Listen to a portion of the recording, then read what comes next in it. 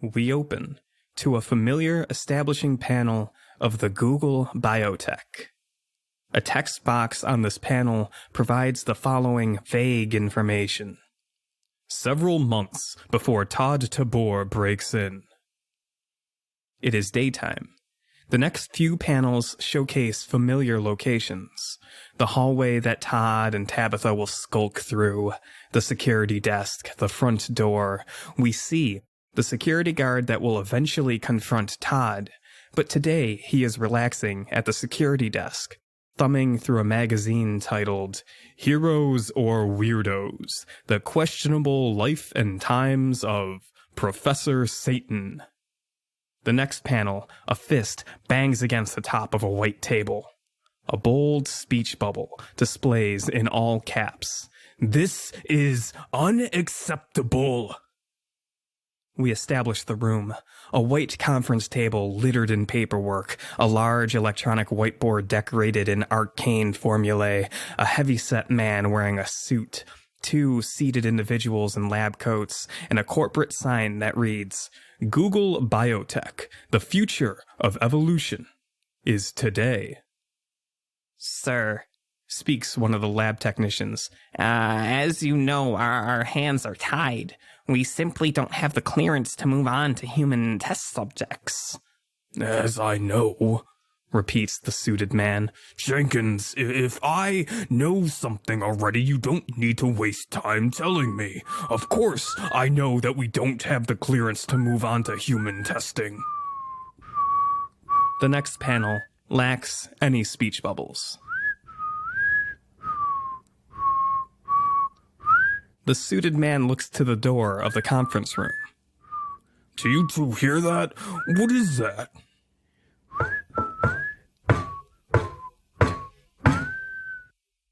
In the same panel, a technician gets up to answer the door. The door opens. Next, in walks a man with a lengthy silver goatee trimmed to pointed perfection. His face is distinguished with age. His eyes hold a gentle kindness in their blue coloring, and in his hand he carries a jet black walking cane. The following panel is a close-up of his face. His lips curl into a knowing smile. No good will come of this. How did you get... The speech bubble of the heavyset man is cut off. The conductor speaks. How I got in here is none of your concern, Mr. Fairway. I understand you have a need. Events are already in motion. They play to your hand. You want a test subject. One will come. How do you... The speech bubble of Technician Jenkins is cut off. Know about the Gestalt formula? Trust me, explaining it, my dear boy, would only waste everyone's time. Mr. Fairway is intrigued already. He will accept my offer, and you will permit the formula to be stolen. Why would we... The speech bubble of Technician Not Jenkins is cut off. Let your life's work be stolen. Because the volunteer wants to steal it, of course. The conductor turns to the heavy-set suited man and taps his cane rhythmically on the floor. Let's get through the formalities, Mr. Fairway, and talk business, shall we?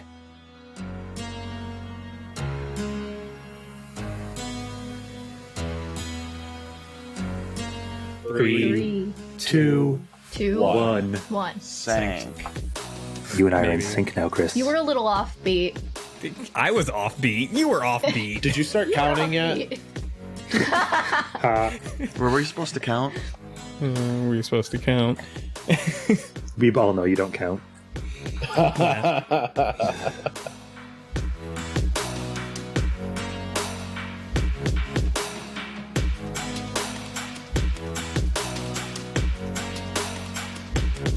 Hello again, entire internet. This is Chris of a Critically Accursed podcast here, bringing to you once again Horizon, a tabletop RPG podcast set in the very distant future involving heroes and hormones. Today with me is the entire crew because we left a story unfinished, and this story involves the entire crew. Everyone, say hi at the same time. Make it messy. Let's go. Hi. I like it messy. Hi. Hi. Oh. Ha. All right, take two. Yeah, take two. Everyone try it again. Oh. No, okay, that's fine. I prefer take fives. Yeah, the take fives are great. Take fives are great. So Please sponsor us. Before we started today, I think yesterday I messaged the group and I was like, hey, today's probably going to be our last session of Volume 1, which is exciting. And even though we're recording all of this before we release even the first episode, I personally feel like today is an achievement, which is why I said everyone bring booze, because we're going to drink. Who's drinking today? I know Alan isn't. But does everyone else? No. Yeah. Yeah, a little bit, yeah. A little bit. I am trying a new energy drink today, though. It's called Tiger Life, and I bought it because it has a tiger on it. And that's all it takes to get me to buy your product. That's it. I'm a sucker for animals on cans. Oh, on cans specific. So you really like buying canned Cheetos, huh? If Cheetos came in a can like Pringles do, I would buy them nonstop. Non-stop. Great. How is the energy drink?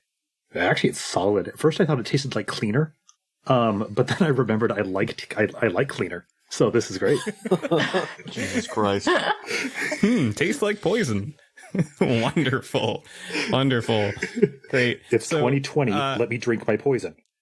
Okay, fine. You can drink your poison. Poison aside, Matt, I'm sure you're drinking something delightful today. Oh, goddamn, you're wrong. Oh. Oh. Well, what sort of depressing thing are you stuffing down your throat? I got a case of Miller Lite from my parents' house that they didn't want, so it got pushed off on me. All right. So it's fine. Well, I'm getting way too sad now. Alex, you're not drinking anything, are you? Does water count? I'm sure that's what Alan's drinking too. So, Water's good for you. yeah, water is good for you. You need it to live. That's basically what I'm drinking. It is. You're right. It can look like vodka. Oh, okay. Well, Danielle, please save this train. What are you drinking? I have a little bit of rosé. Oh, fancy. Fancy. How 2018? 2018 is like the new forever ago, because it feels like 2020 has never ended. And it never will. So, okay, I guess to save the day, as for me, I am drinking a Scotch ale brewed with coffee, and I am psyched to open this badass up and take a nice little drink. And it is as delightful as I thought it would be. Look at Mr. Moneybags over there with his fancy craft beer. Is the podcast money rolling in already? Nope. Damn. Nope. I just mugged someone last night. Oh, It's good. like, hey, I have an extra 20 now. I want to hear Alan's voice say that he's drinking water. I miss hearing him talk. I am, in fact, drinking water. That's why I love you. All right. Well, all of that aside, if I'm the only one getting drunk tonight, because everyone else is drinking water and Tiger energy drinks. Hey, big session today, I guess. Maybe. I don't know. How's everyone feeling coming into this? I think we left off kind of in the middle of some things. You guys had some rather hefty encounters, or like the first real serious encounters of this entire game last time.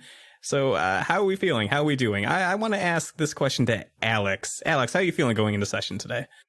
Personally, I feel great. Todd's probably pretty pissed about everything going on. That's understandable. He did get the one over on Tabitha, though. He's very happy about that. Yeah, shook off her influence, gave her a beatdown, made her hurt herself. She shouldn't have started with drugs. Shouldn't have started with drugs. Wow. Yep. If you do drugs, you're going to get beat up. That's just the way this world works. Well, no, he said she should have started with drugs. Don't start with drugs, and you won't get beat up. Ease into the drugs. Yeah. Right. Finish with drugs. Yeah. Always finish with drugs. Is that our PSA? Don't start with drugs or you'll end with drugs. Yeah, that's it. So, Alan, tell me how you're feeling coming into session today. I'm excited. My character finally gets to understand where that dream came from and what's going on, since he's basically just been swept up in everybody else's problems. Yeah. Unless I pull the carpet out from underneath you. I mean, it was all a red herring. Oh, I wouldn't expect that at all. That'd be a total surprise. Oh, good. So then no matter what I do, you're going to enjoy today. Yeah, probably. Perfect. Good. I like playing with you, Alan. You're an easy person for me to run for. I try. Danielle, I'm sure you have feelings about today, about session. Tell me, share some feelings that you have. I'm interested. Okay. Because, well, Sky knows that they're going to do something that she was told not to do. Yes. So it'll be interesting to see how it plays out. It'll be fun.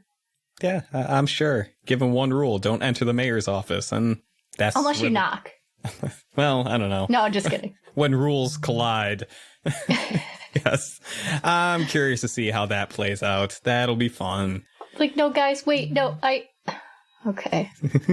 Yeah, great. Speaking of fun, I don't want to say Seth, so Matt.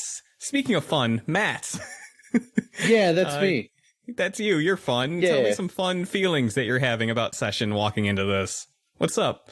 Let's see. I'm excited to save my younger brother. I want to see what's in the mayor's office, because that's where the bad guy is.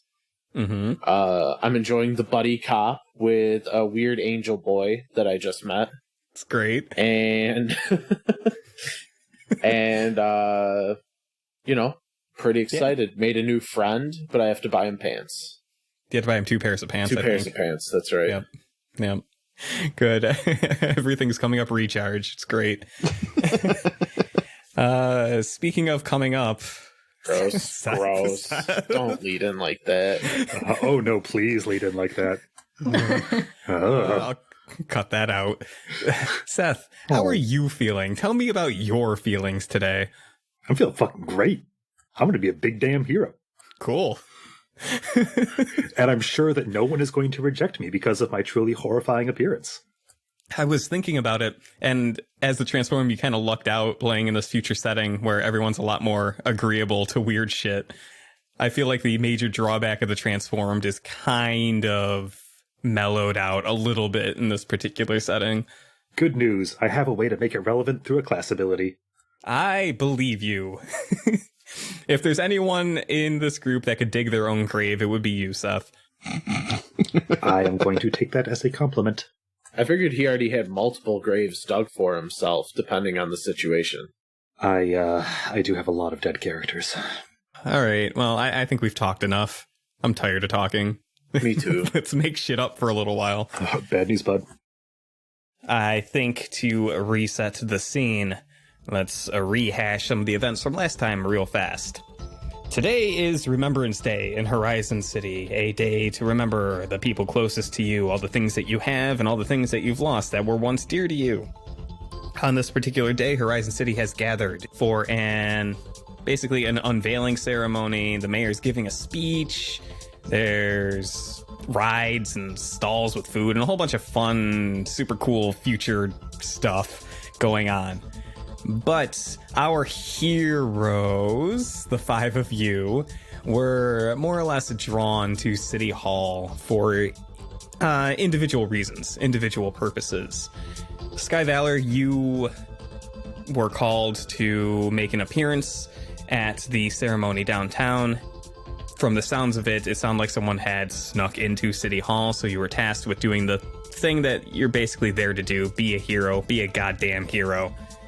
Tate was drawn to City Hall based on a dream, a premonition about someone or something that he would meet there. Todd has to save his best friend, who has apparently gotten mixed up with the Manimals. And Recharge has to save his brother. And Seraph, you have to save your nerdy best friend. Okay, let's hold off with the best friend thing here. Your nerdy best friend forever, who will never leave your side. In infiltrating City Hall, the lot of you encountered the Manimals and thoroughly kicked their asses. More or less. But the Manimals as a whole, as a threat, have been... they've been dealt with. And where we ended was Tate and Todd head up to the mayor's office to confront the leader of the Manimals, Splice, because that's where Robbie Pepper is supposed to be. Sky Valor was left to babysit some of the Manimals that the party had captured, and Seraph and Recharge were buddy copping around and saving William Wendell, Seraph's bestest friend forever, from the vile clutches of Python.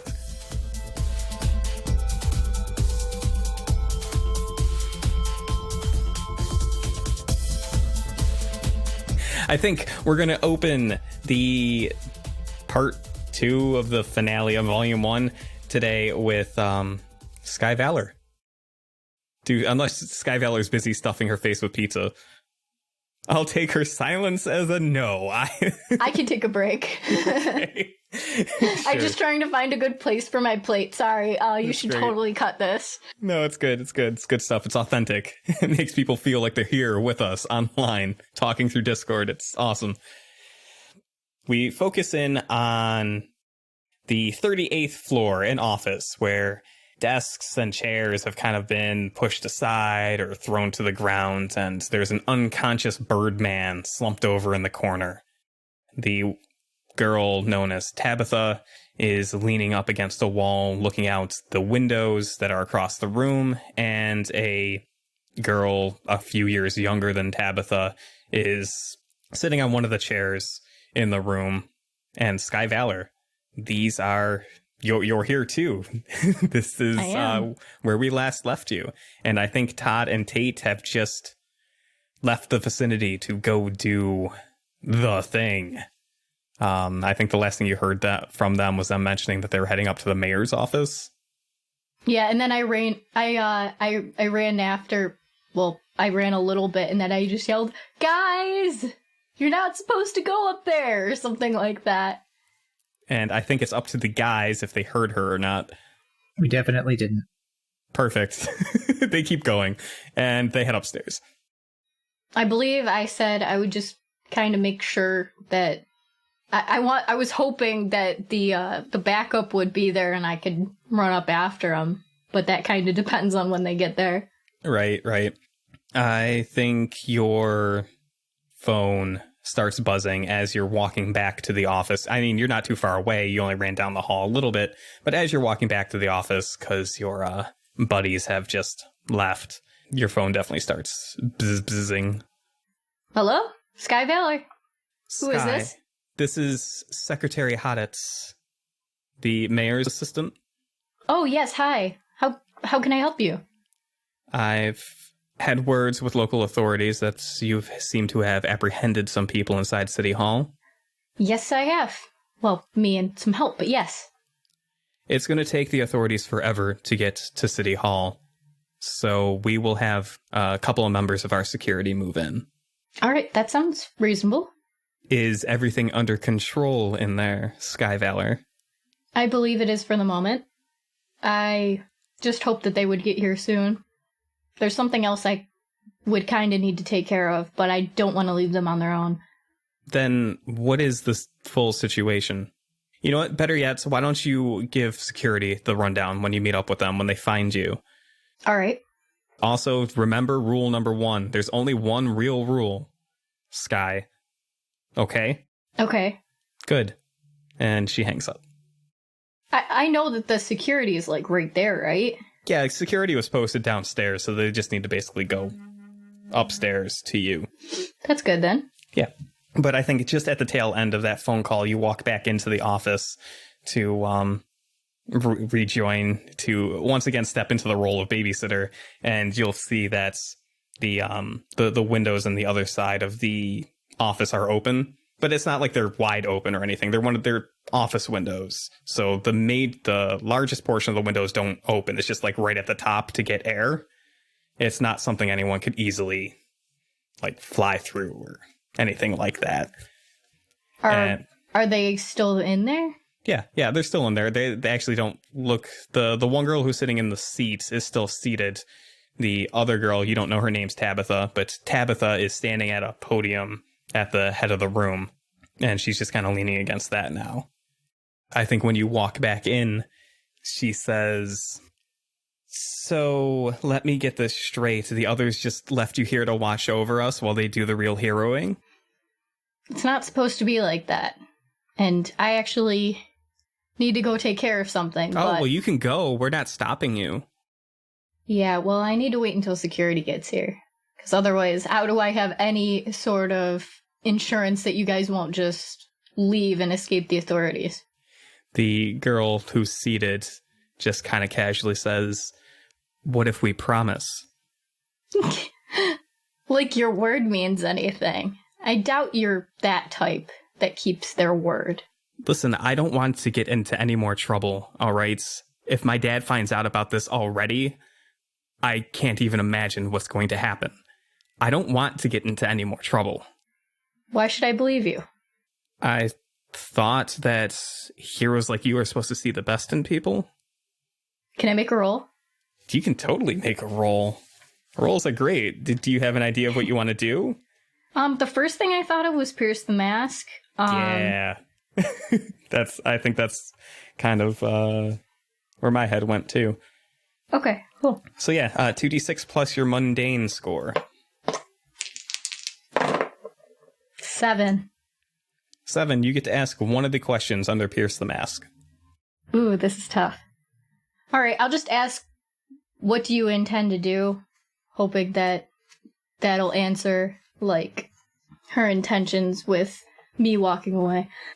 It sounds, as you kind of have this back and forth with this young girl, it sounds like her intent is to get out of this situation.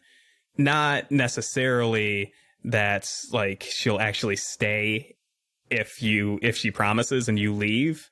It seems like her overall intent is to get out of this without as much baggage as possible. Like, she'll do anything pretty much to avoid, like, being apprehended or anything like that.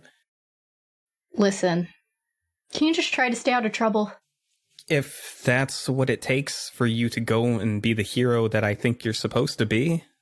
I mean, as much as babysitting some people that should probably be talked to by the authorities, that's what I usually should be doing, but it feels like something much bigger is going on that I really feel like I need to be a part of. This girl that you're talking to, she kind of like sits back in her chair and she sighs and she was looking at you while she was talking, but now she like just looks off and she says, "You know, I didn't want to mention anything, especially not when he was around, but that one guy that you're hanging out with, there's something twisted about him, something dark. When I was with him in the hallway, I thought for sure that he would kill me." Is that really the sort of person you throw in with? I don't quite know these people, but I do know that I was told that nobody should go into the mayor's office, and they just headed there. When you said you don't quite know these people, Tabitha from the podium, she snickers, like, obviously. And she even, like, almost cuts you off by saying, "You're right, you don't know these people. I bet you don't know a damn thing about Todd, especially since he's the reason that we're here." What do you mean by that? I mean, Miss Hero, that if it wasn't for him, Splice would have never gotten what he needed to make us. And she just kind of, like, looks around for a moment and then does a backflip. A very graceful backflip. There's definitely something bigger going on here. Her eyes kind of narrow and she says, "You have no idea who you've thrown in with, do you?" No, but I'm starting to think increasingly that I should figure it out. So, stay out of trouble. Just try. You know, you have potential to do very good things. Are you talking to Tabitha? Yeah. She says, "I'm going to be honest, I don't have interest in doing good things. I'm just sick of being bored." Well, then do fun things, but just stay out of trouble, because next time I won't be able to help you. And then I walk away. Yeah, and you walk off. Are you heading after the dynamic duo? Yeah, and Okay. fly, or if I can fly, I don't know exactly what the layout is, but if I can fly as fast as I can or whatever. Yeah, I think so. You could definitely fly, and I think there were stairs and a spiral escalator, but you can definitely like fly up the stairs, and that'll cut down on time for sure. So you'll chase after them. So that scene resolves with Sky Valor flying out of the room to chase after her companions, ? And as we see her flying up the staircase, we shift over to the real dynamic duo, Seraph and Recharge. The best dudes. Yeah. You guys have Python and Pitbull have just left your encounter. You've convinced them to leave. They got tired of dealing with you. So we zoom in back on you guys at that. I think I described it like a kind of a cafeteria food court area.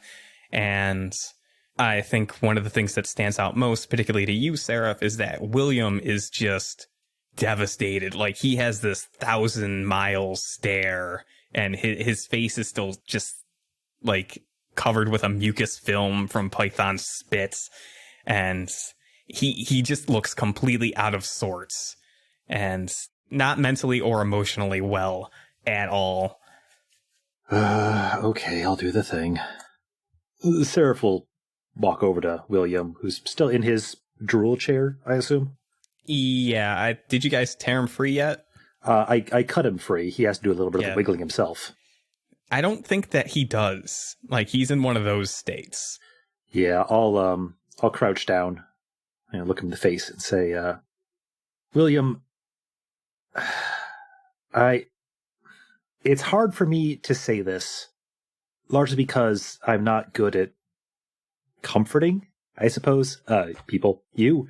Bad things didn't happen to you today because you don't have powers.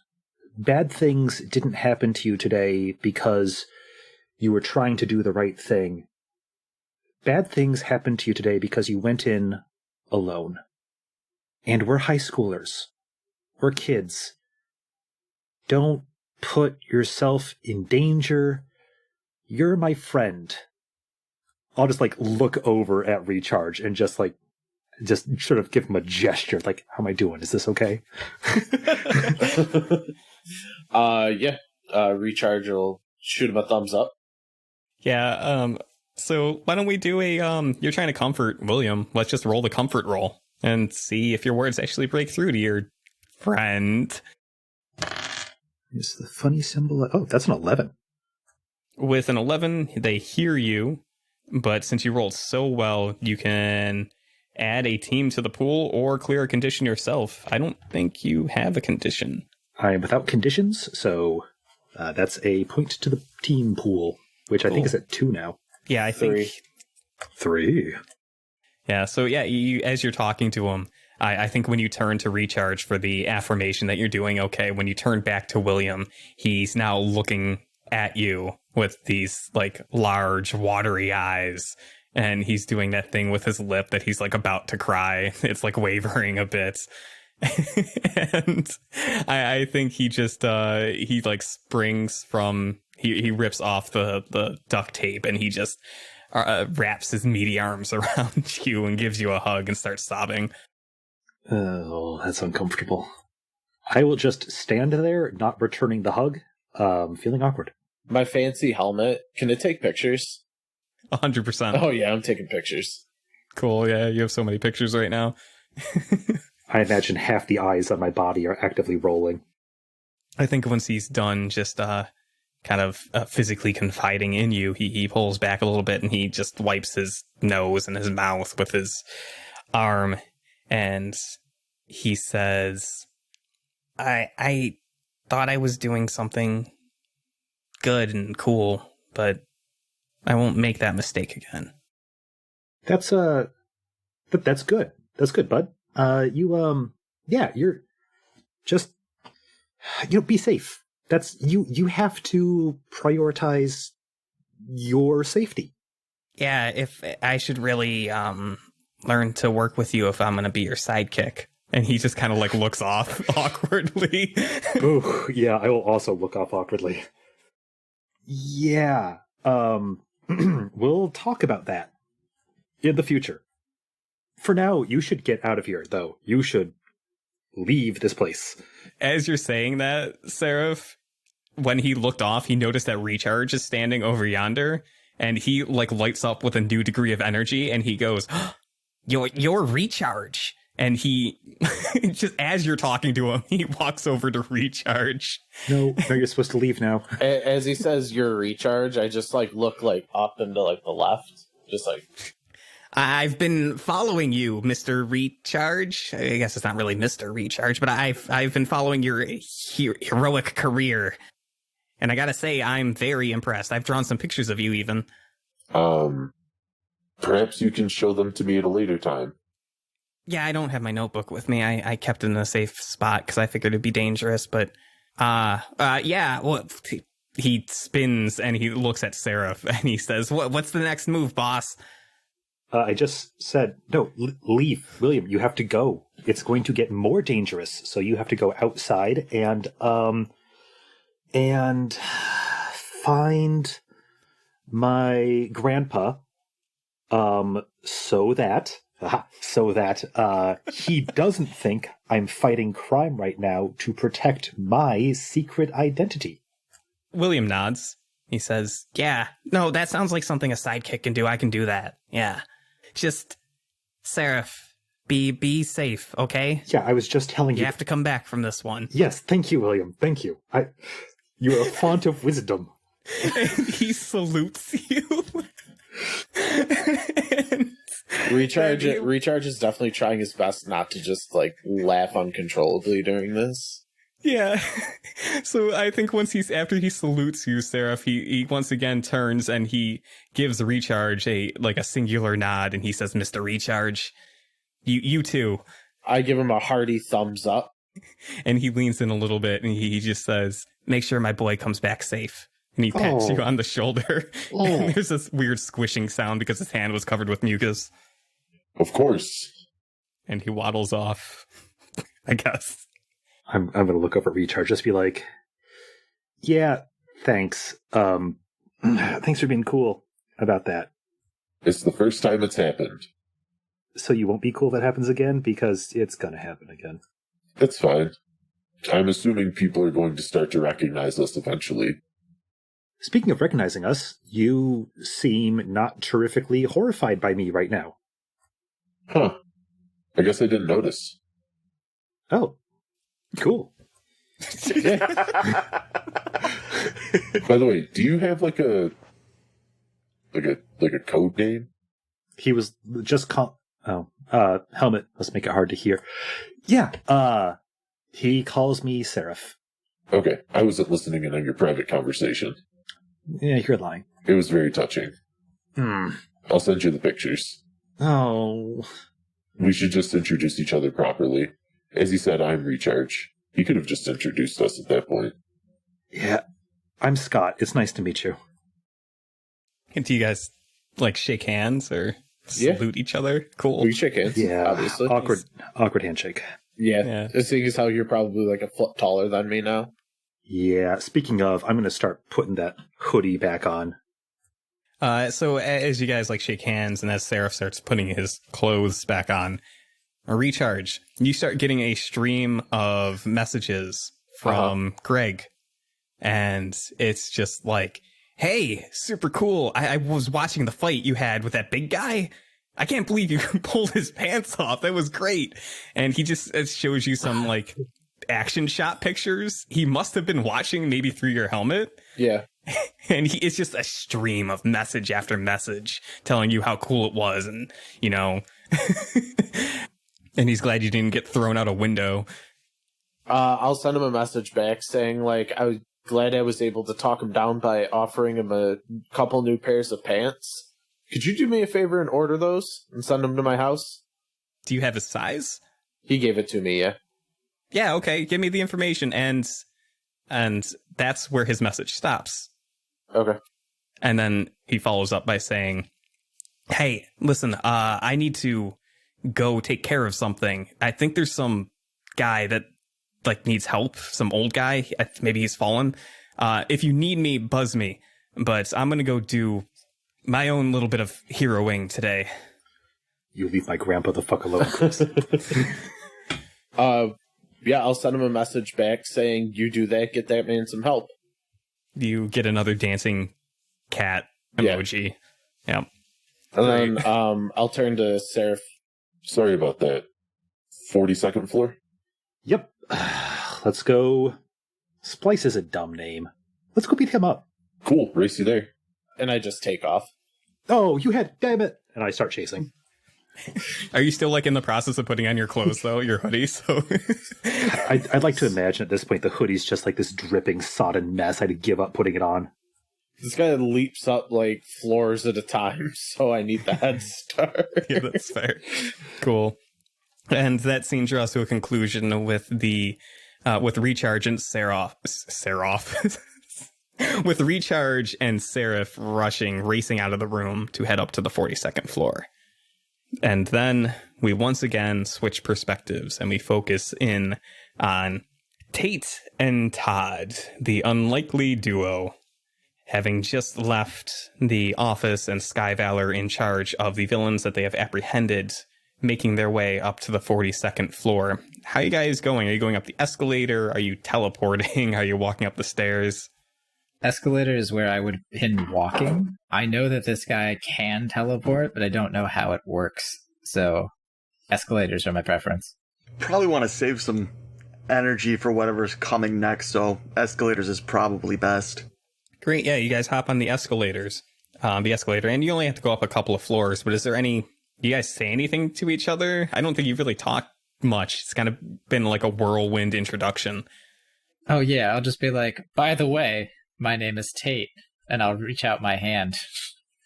Todd'll just reach out his own and say, name's Todd. Nice to meet you, I guess. Nice to meet you also. So you said you have a friend here somewhere? Yeah, my buddy Robbie, he got hoodwinked into joining these yahoos. What brings you here? I had a dream that an angel told me to go up to the mayor's office. Huh. Yeah, so all of this other stuff is sort of unrelated, but, you know, did you see Sky Valor back there? Like, that was a hero, and I kind of want to do that too. Yeah, I saw her. She was tangling with that, winged dude. Mm-hmm. She saved my life. She seemed a little off, though. Did she? Yeah, when we were first coming in, she was bumping off the walls and stuff. I don't think I saw that. Maybe she's not used to flying inside? It could be. I guess that's possible. But, an angel, really? An angel? And at this point, you guys reach the 42nd floor. Yeah. We'll see if it's there waiting for us, or if this was, you know, just kind of a dream. Yeah, so reaching the 42nd floor, this floor stands out from the last ones you've been on. The flooring itself is this nice, like, polished marble that reflects the lighting pretty well, and the walls are both, like, they have this, like, antique appeal, but seem kind of modern, and every step you take has the faintest of echoes that carries down the hall, but it's quiet up here. There's no one else up here. I think what stands out the most is once you get off the escalator, looking to your right, looking to your left, from your left all the way down the hall, there's this brightness, this bright lights emanating from maybe one of the doors down there. Do you see that light? I believe so. I guess that's where we're going, huh? Yeah, maybe that's the angel. Yeah, I guess. You're in a rush, right? Let's go quickly to save your person. Let's do this. Just kind of cracks his neck. Yeah, and as you guys stride down the hall, you can't help but shake that someone or something is watching you here. That's not just from, like, the light that you're going towards, but, like, through the walls. I want to see if I can try the life sight again, since that went away. And it didn't really work the first time, but I'm still trusting in fake John Constantine. Yeah, so I I'm not going to have you roll for it for this at this particular time, because the long and the short of it is you try to pull onto your life sights and look around to see what's living. Of course, your newfound buddy is a living creature, but you don't see anything in or through the walls. But there's something about the bright light at the end of the hallway that you do still see. It's brighter when you look at it with this vision. Like, you can't stare into it because it begins hurting your eyes. Let's pick up the pace, because I think something at the end of this hallway is something off about it. You're telling me. I feel like there's eyes everywhere. Yeah, and the weirdest thing is that I can't see anybody else around on this floor except for the two of us. X-ray vision? Not exactly. I can sense life energy. And it's real bright down there. So it could just be that there's a bunch of people over there and an angel, and it's just like a little overpowering, but also it's very unsettling. By the way, is this angel going to be giving us problems? I have no idea. It said that it would liberate me, and I really want to know what it meant by that. I really hope whoever told you this didn't mean from life. I do not feel like dying today. Neither do I, and that's a great battle cry. Yeah, I think at this point you guys have walked down the hall and you're standing in front of where this light is. And the door itself is this large, old-fashioned wooden door with a very old-fashioned and heavy-looking iron handle. The plate on the door says, in very fancy and like golden writing, Mayor Michael Carmichael. And from around the edges of the door is this golden and silvery bright light. Like, whatever the source of this light is just violently glowing within the mayor's office. Well, we definitely found it. There's only one door, one way in, only one way to go in. All and right. Todd opens the door. Todd, you open the door, and it's something you have to like lean in and put your weight on the actual like the lever, the doorknob to open, and it opens with a very heavy sounding ka-chunk. And the door swings open in the hallway, and you guys are just flooded with this bright golden and silvery lights. And once your eyes adjust to the brightness and you see within, you see the mayor's office. There's a large mahogany desk in the center, and the far wall is nothing but windows, and slumped over the desk is this kid, Tate, this kid about your age, dressed in a long black trench coat. There's blood trickling from his neck and dripping to the floor. On the ground to the right of the desk is the body of a younger person, Todd, someone about your age, someone very familiar and dear to you, just slumped in a heap on the ground. And floating in front of the windows is this 7.5-foot angel, dressed in angelic white pristine attire, feathery, silvery angel wings sprouting from the back, carrying this long golden spear with long white hair. And he slowly turns to you. So I just want to do a check-in at this point and see what you guys' reactions are, how your character's feeling. Well, that's a lot all at once. Yeah. We'll start with Tate. Tate, tell me what's your immediate reaction to this? I mean, first, relief, because the angel is there, right? Like, what a trip this would have been. Hey, I came into the mayor's office when technically it seems like the building is closed. All for nothing, but successful. Like, now there's clearly a purpose for me being here, and I wasn't misled. It wasn't just a dream. But also, other stuff seems to be going on, and it's not okay. And the angel seems to still be here, so I'm like, is this thing actually a good being or not? So tentatively hopeful, but kind of concerned. Fair. Let me do a check-in with Todd. Toddy boy, what's up? You, Robbie, you son of a bitch! And he runs and punches the angel. Awesome. Cool. Yeah. So Todd goes into immediate fight mode. Damn straight. Yeah, so as this angel spins around to address the two of you, Tate, it sounds like you are kind of held in place, just taking everything in, and the guy you've been traveling with, or walking up an escalator with, Todd, just rushes into the room screaming the name Robbie and charges the angel. And we'll make a roll in a second, but as Todd, you rush in, this angel person speaks, and there's anywhere between 3 and 7 voices that come out of his mouth. Well, both of you can't understand what's saying. It just seems like syllables and consonants overlapping each other, and it's nonsense. But Tate's, in the nonsense, you hear very clearly, I will purge the sinners. Todd, it sounds like you want to do a danger roll? Yeah, it sounds like I'm directly engaging a threat. Yeah, directly engage this guy. Let's go. A 1 and a 2 plus a 1 is a 4. Really? Wow. Yeah. Leading in strong. I guess you're way too distracted at finding Robbie. I'll just mark that potential. Yeah, so you can mark potential, and what happens is why don't you tell me what you think happens? Like, you completely fail to engage this guy. So what I'm imagining, Todd just rushes up, he hopping over the desk, and he just lands the hit, but nothing but pain as the angel just doesn't even move. This is a little meta, but does it have that shining skin, kind of like Seraph has, where it's a golden or metallic skin?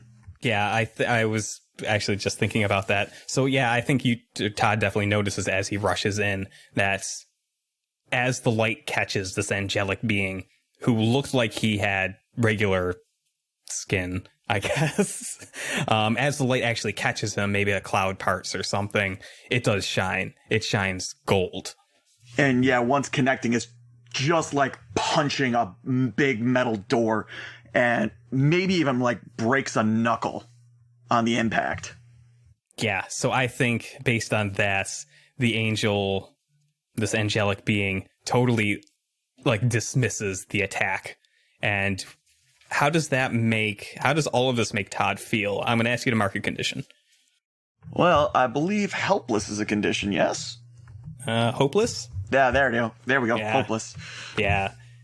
So Todd punches this guy, hurts his hands, and just realizes that, this is a very serious threat. Oh my god.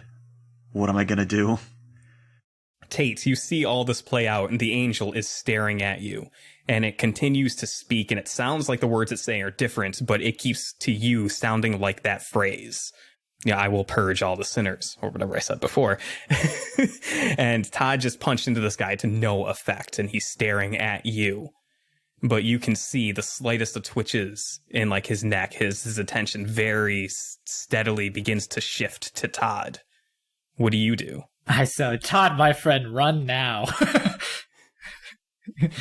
And I'm gonna go in there and see if I can grab the 2 people, because this is definitely not what I expected. Who do you want to grab? Honestly, who's closest? Or you said there were 2 people, both of whom were not looking great, right? Yeah, one slumped over the desk about your age with blood apparently trickling from his neck. The other is someone about Todd's age who's just in a heap on the ground. Let's grab that one because he's probably easier to get to. Sure. Why don't you... actually, I was going to ask you to roll something, but I don't see a reason to. You go over to the other person on the ground and you begin picking him up, and he's entirely dead weight. And I think the thing you notice immediately is that when you hoist him up, his head rolls unnaturally. Oh no. Todd, I imagine you're staring at this angel wide-eyed. Abso-fucking-lutely. As its attention sharply turns to you. You maybe even see out of the corner of your eyes that Tate ran to help who you know to be Robbie. I guess apparently leaving you to the mercy of this angel, and the angel in an instant moves to strike at you. I'm going to ask you to roll to take a powerful blow.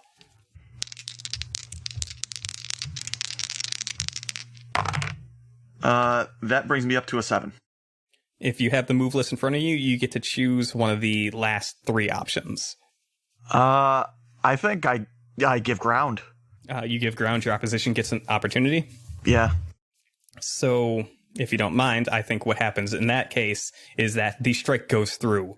The spear penetrates like your shoulder, maybe nearly missing a vital organ. And in an instant, the angel has you pierced across the room, the spear plunged into the wall, and he releases the spear and almost in a blink is now hovering behind Tate, as Tate is realizing that the body he's holding is of a dead person. I mean, at some point, I want to tell Todd what he's saying, but maybe not like a direct, hey, Todd, this is what he's saying, but probably something along the lines of, what do you mean you're going to purge the sinners?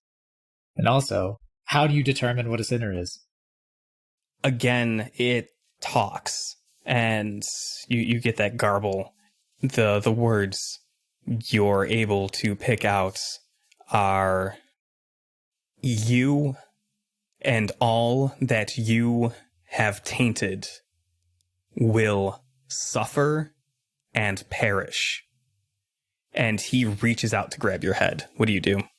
Oh, I am going, like, when I used my life sight before, this guy seems filled with it. So he seems like this seems like a really good opportunity to just, like, maybe drain him of life.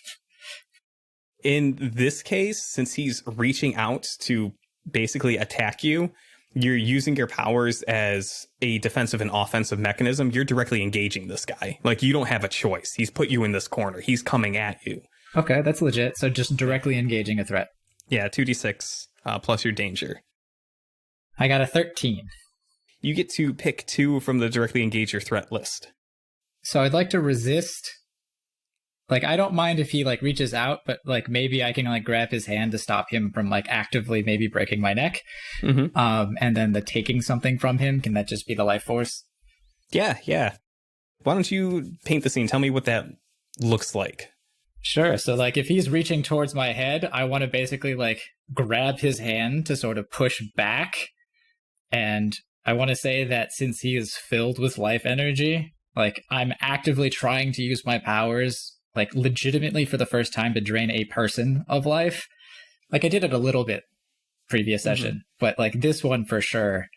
And just, Todd might see this, but everything that was blinding and bright before is gonna start getting kind of dim. And I definitely think as you grab this guy's hand, you avoid taking damage or whatever, and you, for lack of a better term, you basically open the floodgates. And once you start pulling in energy, you feel it surging through your body. At first, it's just like the biomes, you know, you feel charged, you feel ready to do all of this athletic stuff and put this energy to good use, but it doesn't stop. Yeah, and I know I personally, like, Tate has never pulled in this amount of energy before because he's always been afraid, and I don't, like, he's not going to know what to do with it. Yeah, and as it gets to the point where you're like, oh, there's more. Oh, there's more. What do you mean? How is there so much? And the angel's expression doesn't change, but his grip on your hand tightens, and he begins dragging you back towards Todd. Todd, you're pierced against the wall with this spear. And you see the lighting in the room, the colors of the room just begin to dim and dull a little bit. And you see the struggle between the two of them. And you can feel, like, like a static on the edges of your skin. You feel that there's something not right in this room. You feel something being pulled away from you slowly. What do you want to do? Well, first he's gonna, what the hell is happening? I came here to save my friend and there's a fucking angel! And he's gonna try and unpin himself, I guess. Well, I don't think there's, like, anything my powers can do for it, so it's gotta be just trying to sheer force with the other arm that isn't damaged, trying to pull it out of me. Yeah, I'm gonna say straight up, once you grab it and start pulling, you then realize that, oh, the part that you can actually see is only half the spear. You're not doing it. I think at that point, he then, knowing he's stuck there, He's gonna try and hope and pray that his power negation can work on an angel. Okay. Yeah. Why don't you roll me and unleash your powers? Yep, and at -2 because of the condition. 7. You mark a condition, or I will tell you how the effect is unstable or temporary. I think I gotta throw on the afraid condition at this point. Just the fear of the situation he's in. His friend probably dead. Him stuck to a wall. This is the most danger Todd has ever actually been in. Right. And I think as you do that, the angel, what we see is that the angel who's grasping onto Tate's hand and is pulling Tate back towards you, Todd, what happens is he stops pulling Tate back and he glances over his shoulder at you, Todd. And Tate, at that moment, you thought you were getting a lot of energy before, but it feels as though whatever restraints were holding this creature, this entity back, have been stripped. I guess I spoke prematurely when I said that the floodgate was open before, because now most assuredly it is, and your arm begins to just rip apart. Yeah, I think this is the moment where like he would normally like let go, but I don't know if he's going to be able to comfortably stop. But he might say something like along the lines of like, this is too much, and maybe actively try to throw the angel away, if only to like use up some of the power that he has just absorbed. Yeah. Why don't you give me another, if you're trying to just throw him away, give me another directly engage threat. Okay. That is 10 plus 2. I don't subtract for guilty, right? Guilty. Nope. Okay, then it's a 12. 12. You get to pick 2 again.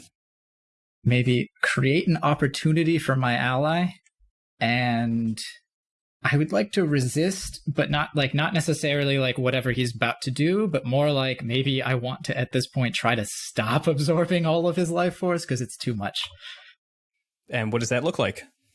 I think I'm legitimately going to throw him out the windows and through, like, just out of the building. I am going to chuck him as hard as I can. Right, so it's just like you maybe grab his wrist with your other hand and just over the shoulder throw him? Yep, absolutely. So I think what we get is a few nice panels of just showing the desperation of the scene, and Todd is pierced on the wall in the background of almost every panel. But we see Tate like grab this angel by the wrist and just exploding with power. Like I said, his arm was ripping apart, and there's just blood rips from more parts of his body. Every muscle that's engaged from this act just pulsates with energy as you hurl this angel through the window. And yeah, the angel flies through the air, and what we see is the panel right before it crashes into the window. It's looking back at you, Tate, and its expression is still slate-faced.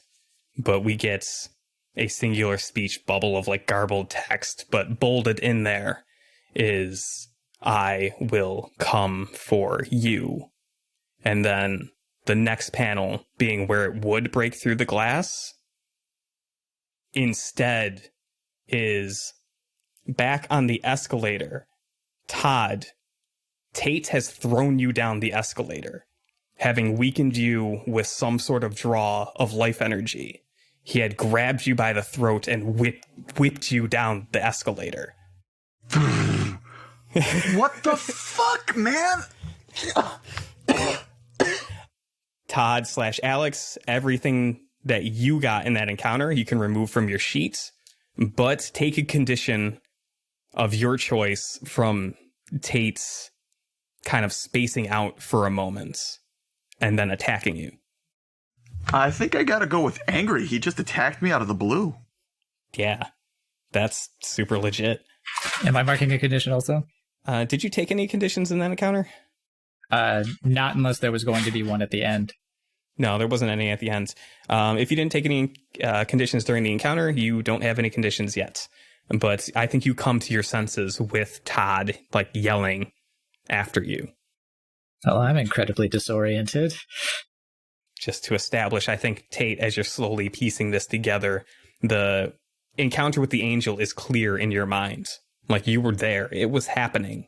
It was real.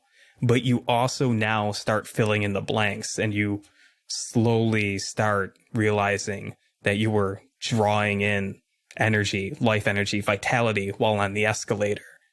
And then at about the same time that you grappled and threw this angel through the window, you spun on Todd, who was probably freaking out about the whole vitality draining thing going on, and you basically spiked him down the escalator.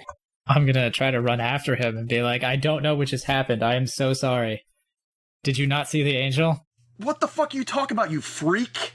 I start feeling this cold. Like I was getting weaker, and then you just fucking tossed me down the escalator. The fuck is the matter with you?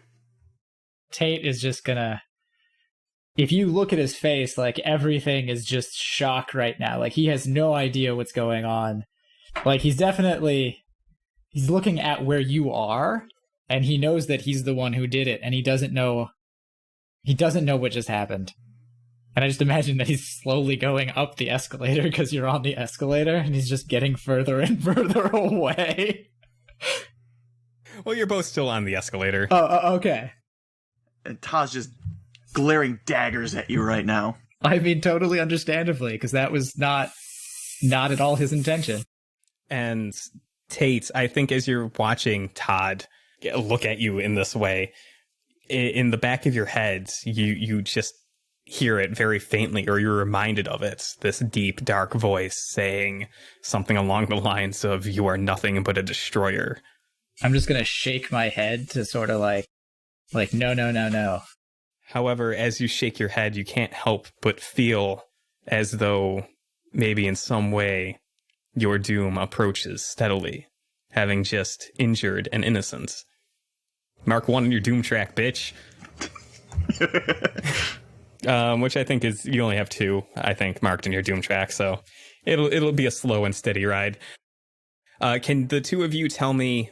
Actually, no, I'm not even going to give you a chance to tell me how that kind of resolves, because I think, Todd, as you're picking yourself up, like, this guy just is... There's clearly something wrong with this dude, with Tate. But as you're picking yourself up, before this conversation can continue, you guys reach the 42nd floor. You're there. And it is exactly as I described it in the vision, except there's no bright light at the end of the hallway. It doesn't feel like you're being watched. It's just you guys up here. Listen, just stay out of my way. Don't do anything crazy. Gonna go save my friend. I have no retort, but at the same time, I want to be like, be careful, ?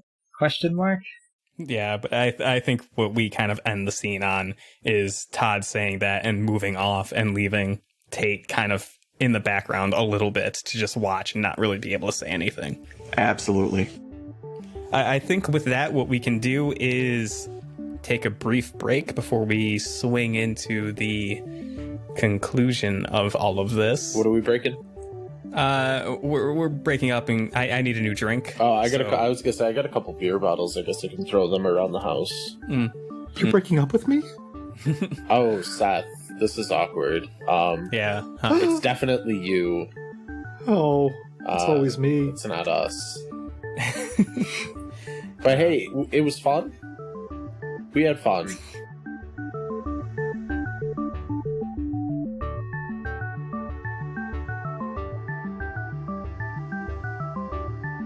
Don't forget to like, subscribe, comment. That's at the follow end. the YouTube channel. I hate you, Alex. It's okay, we can put it in post. Why do you keep plugging the YouTube channel? I will never stop plugging the YouTube channel. It's dead. Who cares? It's super dead. It'll come back if enough people are interested. Once we get back over 50 subs, we're gonna bring it back. Okay. We'll bring it. Chris and I will bring it back. You edit the videos. Fair? Teach me, and I will. Don't make promises you can't keep. If I'm lying, I'm crying and I ain't shed a tear. What the fuck was that? All right, and we're in Horizon City. It's gonna be great. It's gonna be great. It's gonna be good. Great. Thanks for the segue, Matt. We'll edit that out. Oh, shit. Oh god, can we just mute him? No. Oh. No. She may as well have just said, "Oh, that dog of mine." Oh, to tarnation. Good. That's our new segue for awkward silences and awkward things. Is oh, that dog of mine. Just clip it, and then we'll just put it in during the transition. It'll be the exact same phrase, the exact same pitch. Send it over to me. I'll use it in the stuff I edit too. Yeah, that's never happened before. I'm the best. Yeah. Yeah, I'm the best. I don't get the reference. You know who would get the reference? Anyone who checks out our YouTube channel. Oh. See? Wow. Seth, tell me more. That's a segue.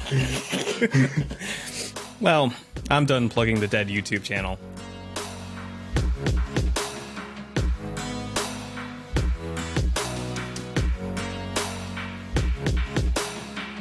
You know what I hate? I hate when stories pull the whole, it was all just a dream and none of this really matters thing. Yeah, it's incredibly unoriginal, it's very pointless, and honestly, it's just a waste of time. Anyone who includes stuff like that in their stories is probably terrible at drafting stories or anything like that. Hello, Internet! I am Mr. Critically Accursed, popping in at the end of the issue to say thank you for listening. Especially if you're still listening right now, that means you like the issue so much that you wanted to hear my voice at the end for some reason. It was I can guarantee you that it is a pleasure to have you sitting at our virtual table listening in to all our little role-playing fantasies. That sounds a bit weirder than I wanted it to. I'm not going to ramble too much. We have 2 more issues, hopefully, coming your way to conclude this particular volume. We would love to hear from you still. Please check us out on Twitter, at the dead YouTube channel, I guess.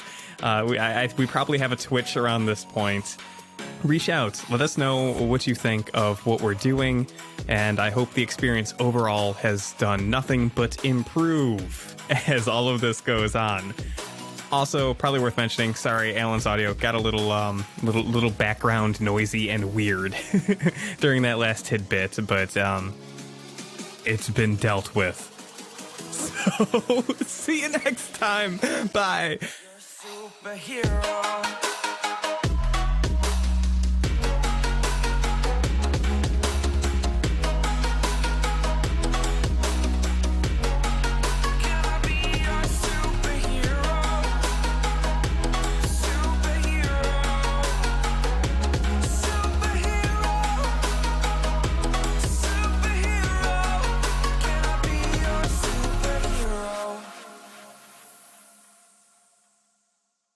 Oh, that dog of mine.